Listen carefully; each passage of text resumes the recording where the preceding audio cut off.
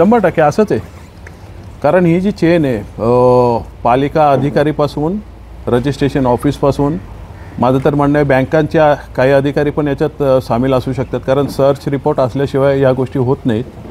आणि या सगळ्या करता जो आर्थिक हितसंबंध जोपासायचे असतात ते जोपासून आणि या लोकांना अभय देण्याचं काम इथलं लोकल कोणी करू शकत नाही.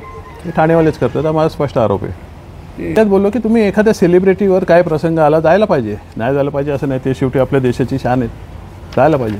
पण ही लोकं एवढी इथे मरतात आकंत करत आहेत रस्त्यावर येऊन. आज दिव्याला काही लोक रस्त्यावर तिथे रॉकेल घेऊन बसलेत.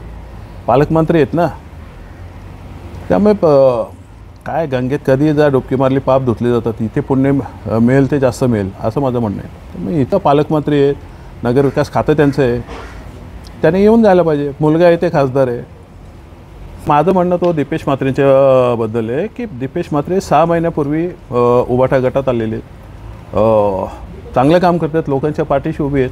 मला त्यांचा फोन होता की तुम्ही पण या सर्वपक्षीय बोलवलेत. मी म्हटलं माझी भूमिका थोडी वेगळी आहे, मी वेगळी मांडणार आहे.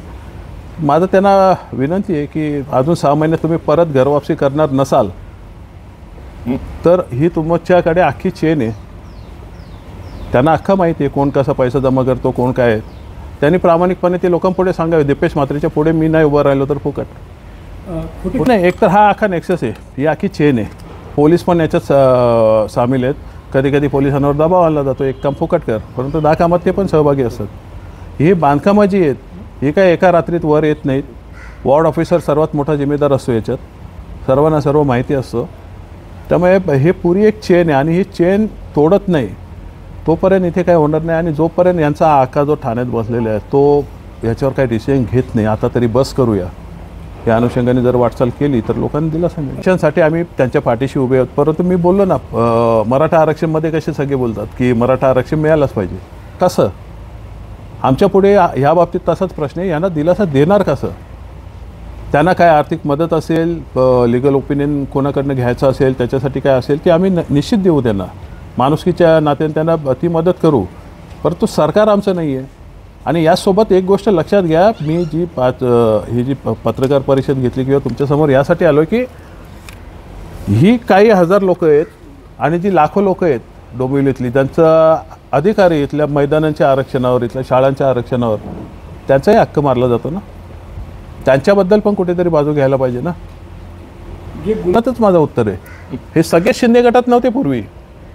तुम्ही जर इतिहास बघाल मागच्या यांचा तर यांचे पक्ष वेगळे होते. यांना धमक्या देऊन घेतलेले आहेत. माझ्या या विधानसभेच्या निवडणुकीच्या वेळेस या लोकांना असंच वापरलं आणि हीच सवय लागणार आहे. तुमच्या बिल्डिंगी तोडणार, नाहीतर तुमच्या इमारतीत जा, तुमच्या चाळीमध्ये जा, तुमच्या रहिवाशांना पैसे वाटा आणि आम्हाला मतदान करायला सांगा. आला नाही आमच्याकडे तुमच्या इमारत वाईज, चाळ वाईज आमच्याकडे यादी आहे. जर मतदान आलं नाही तर त्या बिल्डिंगी तोडल्या जातील अशी धमकी देऊन कामं केली.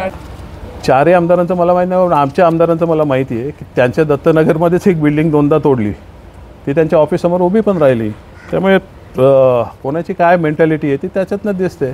आणि हे बोलणार नाही. हो, काही लोक हस्तक आहेत, ते दिसायला फक्त आमदार आहेत असं तर त्यांना शुभेच्छा आहेत माझ्या. परंतु कदाचित त्यांचा हात फ्रॅक्चर झाला म्हणून आले नसतील या प्रकरणात लोकांपुढे.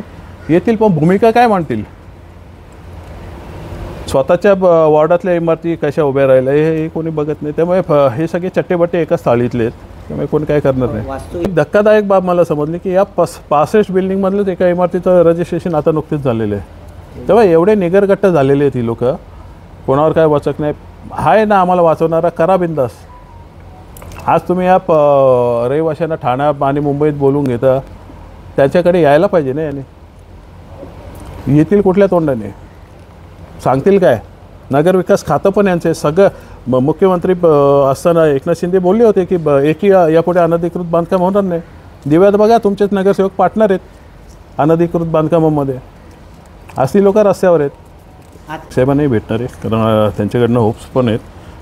ते जेव्हा इथे दरबार घेणार आहेत डोंबिवलीत तेव्हा मी भेटणार आहेत. मला पुन्हा तेच म्हणणं आहे की दीपेश म्हात्रे तिथे घेऊन गेलेलं खूप चांगलं काम केलेलं त्याने. लोकांना सरकार पुढे घेऊन जाण्यात त्यांचा फायदा आहे. परंतु माझं त्या अगोदर त्यांना सांगणे परत की तुम्ही चेन एकदा सांगा ना. किंवा तुम्ही सांगा मला माहीत नाही, आम्ही ठेवू विश्वास.